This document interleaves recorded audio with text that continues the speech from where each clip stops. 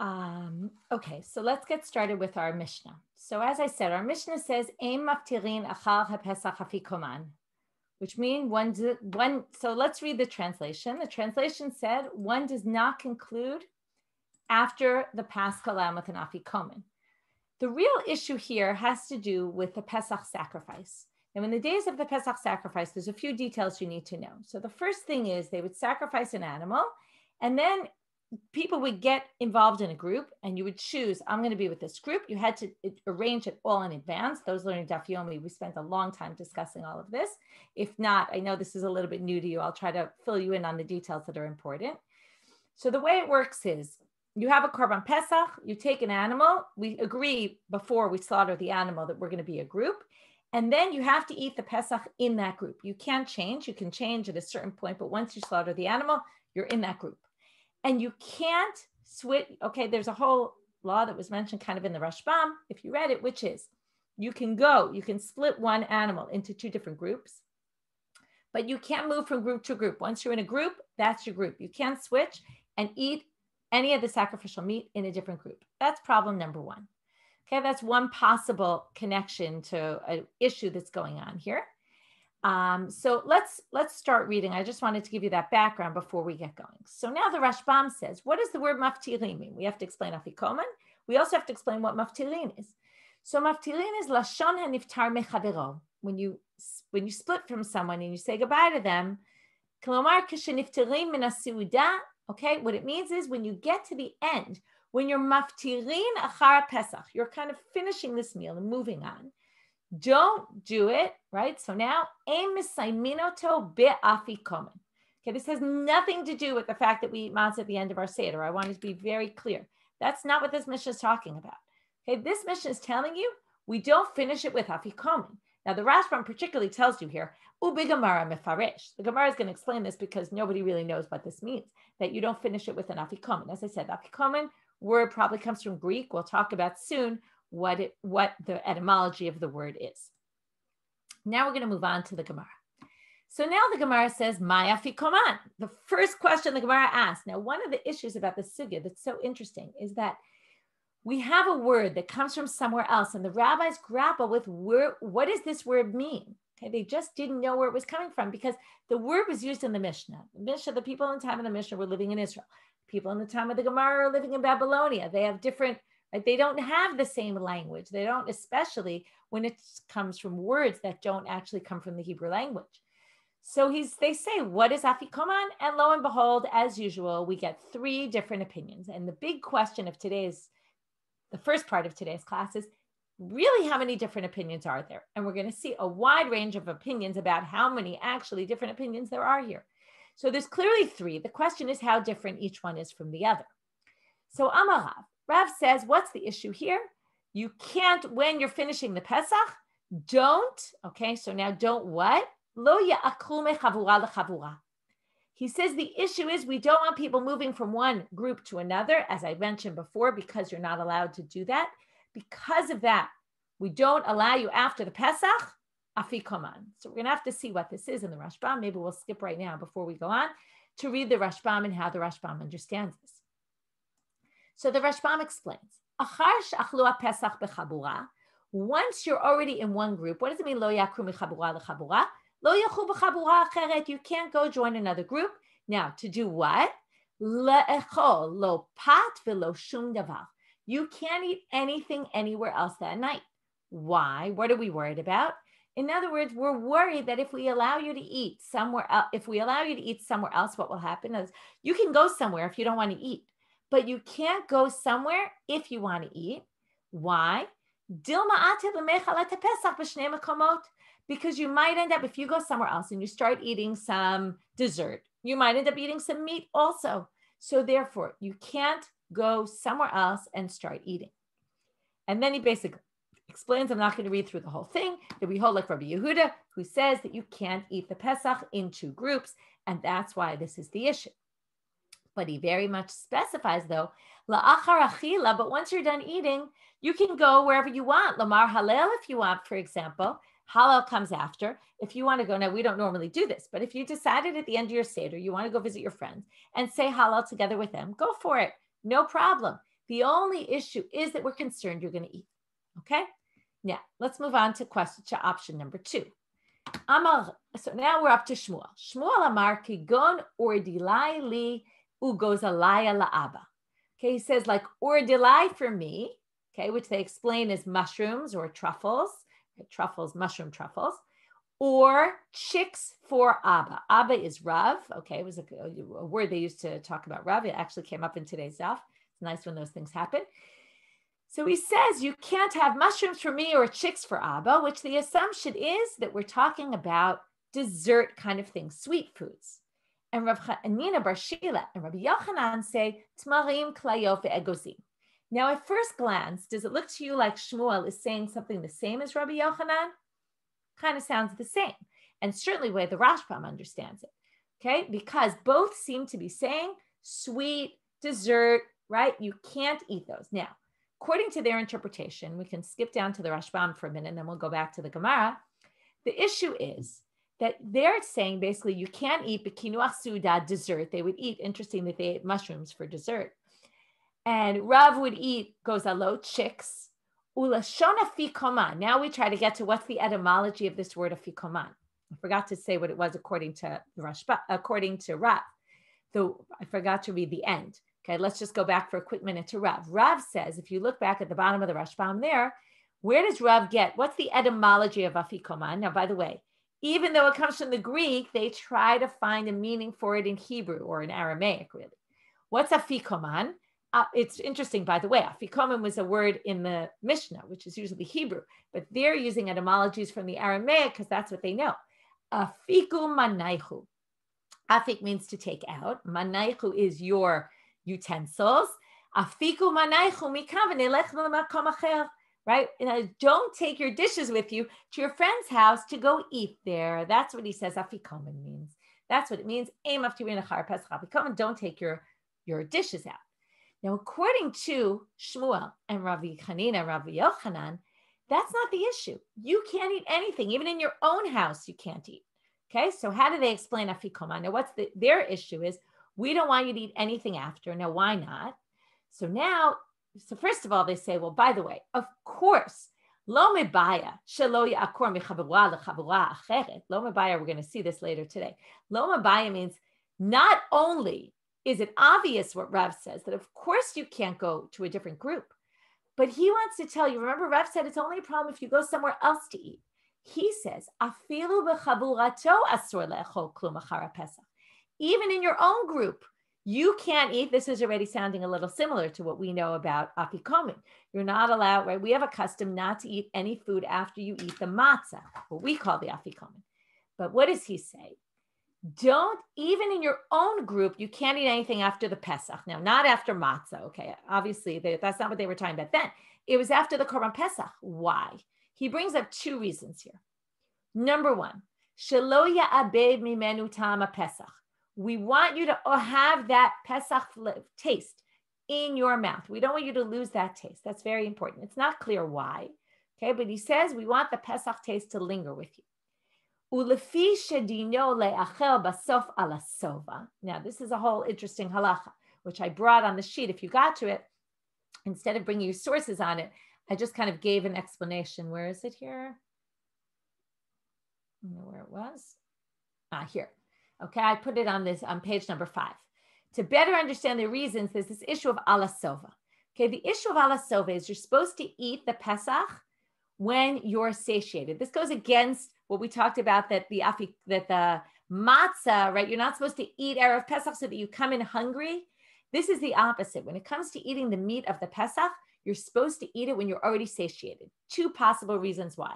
One is because you're not allowed to break the bones. It says in the Torah, you can't break the bones. And why would people break the bones? To get to the marrow inside. Now, if you're starved, you might break the bones. That's one problem. The other reason is explained as, and this is in general a rule for sacrifices, and this is something the Rashbam mentioned at the end of his commentary here, which is, V'chein kol korbanot k'dichtiv l'moshcha l'gdula k'derech shemalachim ochlim. This is a verse quoting sacrifices in general, and we're supposed to eat like kings. And kings don't eat when they're ravenous. They have lots of food all the time, and they're not hungry. So you're supposed to eat the Pesach at the end of the meal. The Pesach was always the last thing. When I say Pesach, I mean the meat of the sacrifice. You eat it at the end, ala sova, and that's why probably it needs to be the last thing in your mouth, because it has to be eaten ala sova, which means if you eat something after it, it means you were still hungry. So you want to show that you weren't hungry when you ate it, and you ate it when you were satiated. So that means this is the very last thing that you eat. Okay, so no dessert Pesach night. That was not an option. Okay, unless you eat dessert before the main meal, which may not be a bad idea. So now, according to this, it sounds like Shmuel and Rabbi Yochanan are basically saying the same thing. It's just a matter that, and the Rashbam says it. To Shmuel, that's what he ate. He ate mushrooms and truffles, and Rav ate chicks and other things, and Rabbi Yochanan ate dates and nuts and roasted grains. So each one kind of gave their own example, but they're really saying one and the same. So in the end, how many opinions do we have? Really, we have 2 opinions according to this reading. Okay, and now I'll go down to the chart. Okay, this is a very good chart because it organizes the whole sugya for you. So what is Afikomen? So we have very simply, Rav says, so they won't move from one group to another. Shmuel says it's mushrooms and truffles and chicks, desserts. Rabbi Chanina says it's dates, roasted grains, and nuts. Fine, that's easy. Now we get to more complicated. So what's the prohibition? The prohibition, according to Rav, is you can't move to another space and go eat somewhere else. Shmuel says you can't eat desserts even where you're living, even where you ate. Why? Because the Pesach is supposed to be the last thing you eat, and it's supposed to be eaten when you're satiated. Same thing with Rabbi Chanina and Rabbi Yochanan. They're in the same place here. What's the reason? So again, the reason is either if I allow you to eat in another space, right? You might eat meat there also, and that's not allowed, right? According to Rav, we don't care if you eat anything after the Korban Pesach. We just don't want you to eat somewhere else. According to Shmuel, we want to make sure you have the taste in your mouth and that you're eating when you're satiated, right? That it becomes the last thing that you eat. What's the etymology of the word Afikomen? So we saw, according to Rav, it's Afikomen, who take out your vessels. According to Shmuel and Rabbi Chanina and Rabbi Yochanan, it's Afikomen, take out sweet things, okay? Portions that are sweet. That's basically what it means. So now, according to this, is it permissible to eat after the Pesach sacrifice? So according to Shmuel and Rabbi Chanina and Rabbi Yochanan, of course not. That's the whole idea. According to Rav, you can eat, no problem, as long as you're in your own house, no problem to eat. Are you allowed to move to another place after finishing to eat? So this is really only a question for Rav, because his whole thing was, we're worried about you moving from place to place. So the answer is yes. You're allowed to move as long as you're finished eating, because his whole concern is to finish eating. So we end up with how many different explanations? Really, we have 2. Okay, that's the answer to that question. Now we look at the Ran. The Ran has a very different approach to this. And he says, Lefichach nireli, it seems to me, that Rav Ushmuel v'Rabbi Yochanan, kulu bechad tayam ha'shayachim. He says, forget the fact that we started with 3 opinions, we narrowed it down to 2 basically. The Rashbam said there's really only 2 opinions. He says it's really all one opinion. They all are based on the same reason. What's their concern? Rav's concern. They're all concerned. Now remember, they're all working with the same facts. The facts are, Rav says, don't move from one place to another. Shmuel says it's these, which we don't, right now we think it's chicks and mushrooms. And Rabbi Yochanan says it's dates and roasted grains, okay, and nuts. By the way, it's the same, you notice, it's the same thing we give the kids, right, which is these sweets at the end of the meal.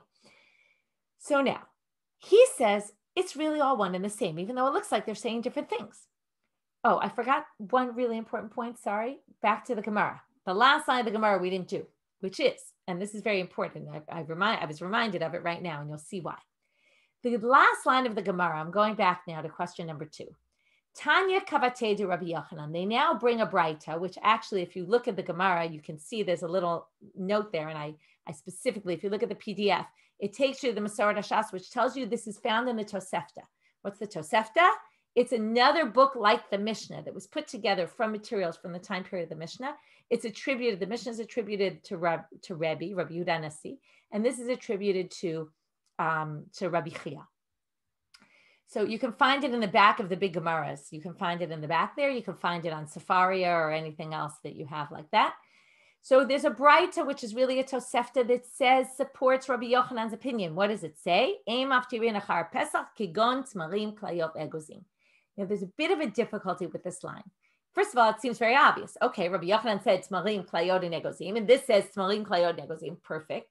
But it really, if according to the Rashbam, he and Shmuel say the same thing, then theoretically, this only says like dates, which means anything else like it, which could include the ordilai and the gozalaya that he was talking about, because they're also desserts. So it's a little bit of a weakness in the Rashbam's interpretation.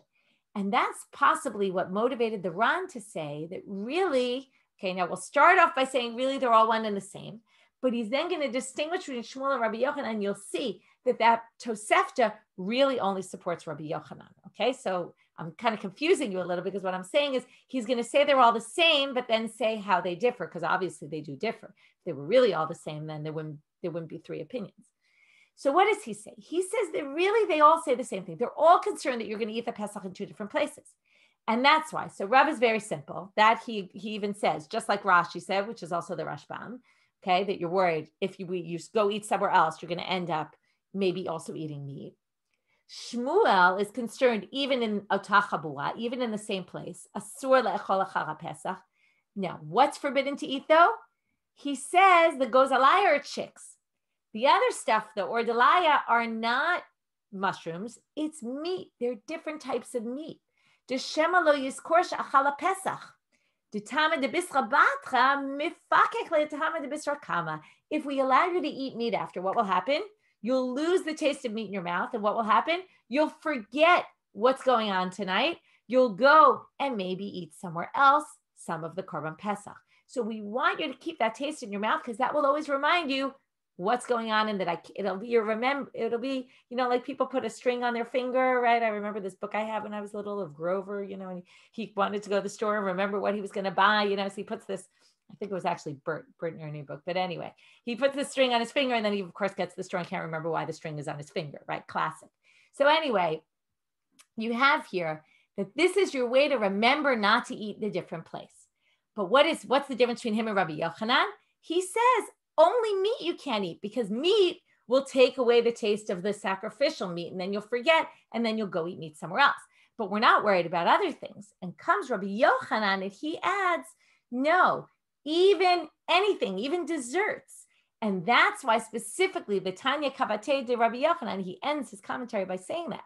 The Tanya Kavatei de Rabbi Yochanan, that's why it's Kavatei de Rabbi Yochanan dafkahi. Only Rabbi Yochanan, because it's saying even desserts, which Shmuel doesn't think is actually such an issue. So if we go now and we fill in this chart, okay, so what is Afikomen? It's all the same. That's just what they said. What's the prohibition?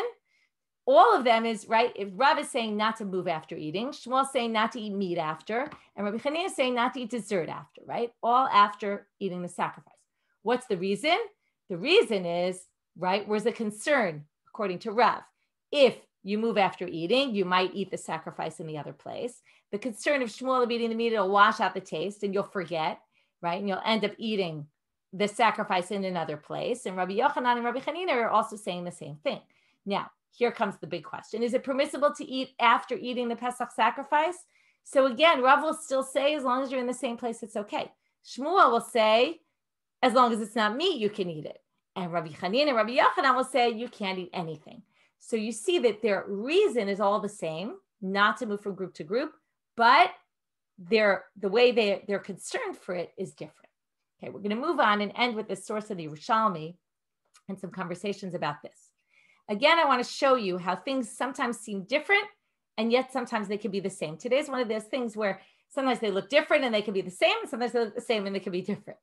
So here we have three opinions of the Urashami. This is the Talmud that was written at the same time in Israel. Okay, it's called the Jerusalem Talmud or the Urashami. So here you have Rabbi Simon B'Shem Rabbi Yanini Bar Rav Sisi says Minei Zemer. Oh, that's a totally new thing. What is Afikomen? It's music, okay, or musical instruments or types of music, something like that. Something having to do with music. Rabbi Yochanan says Minei Metika, desserts. Shmuel says Kigon Ardilai V'Gozalaya, which again could be desserts or could be meat. Okay, now they're the same. But this Rabbi Simon, we see that Rav isn't here. We have someone in his place and they look like something totally different.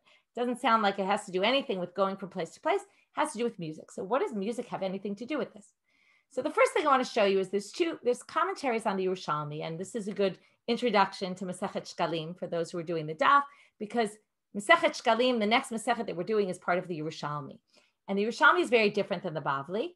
And what's interesting about the commentaries on the Urashami is that they're often influenced by what they know to be from the Bavli. So you have to always be careful when you read them, because sometimes they're influenced and they read the source the way they want to read it because they're influenced by the Bavli and not because that's really what the Urashami held.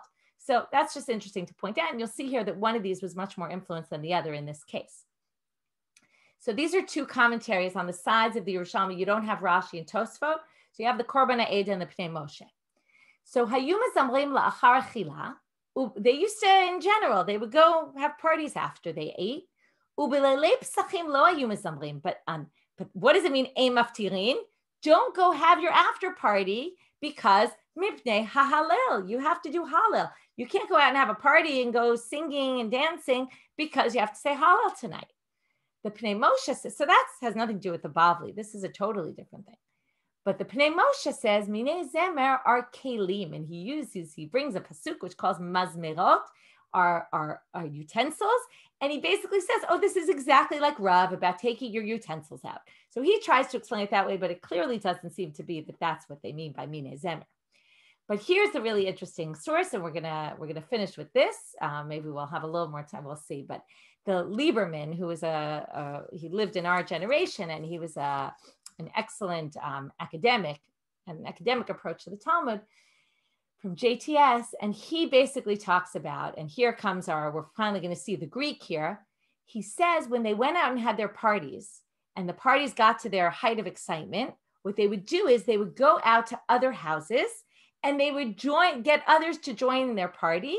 They even said they would force others to join their party, and they would continue the party like that. And this was called Afikomen. Okay, sound very much like Afikomen. And what's the Mishnah telling us? We don't end the Pesach with an Afikomen. Okay, you don't do that. And what's he basically saying? It's the same thing as Rav now. He's connecting between the music and going to other houses. You don't go to other houses and do this after party. Number one, because you're going to end up in other houses, right? And you don't want to be part of another chabura. And maybe also because we have to do halal, okay? But here you get this source. The Afikomen seems to be either food eaten after the party or music and dancing and party after, at the end of a feast, of a festive meal. So that's a different approach, but it actually connects back to Rav. And then in the end, they are actually somewhat similar. Okay, the last two sources we'll look at very briefly this is just adding another possibility as to what the issue is and why we want the taste to remain in your mouth. And that's because we're worried. Okay, here they talk about, you can read this on your own. I won't read them both inside, but that there was a concern that you might forget to say halal. Okay, again, eating is always associated with, if you get involved in eating, you'll forget something else. So they want, when you finish the Korban Pesach and you're done, don't start eating other things because you have other things to do tonight. We don't want you to forget about the Pesach, okay? And it's another reason why they say you don't drink between the third and the fourth cup, because you also might forget to say halal. So that's the Baal HaMaor. And the Meiri also points out that you might forget to say the Seder. And he says, that's why we keep the taste in your mouth. And he points out, by the way, that drinking wine doesn't mess up your taste. So anyway, that's it for right now. I will send you into Chavruto for about 13 minutes till about 9:30. And then we'll come back and we'll finish up together the second part of today's class. Okay, we're still left with, if you haven't noticed, we haven't gotten yet to our matzah that we eat at the end of the Seder and where that comes into play. Okay, so with that, into Chavrutot.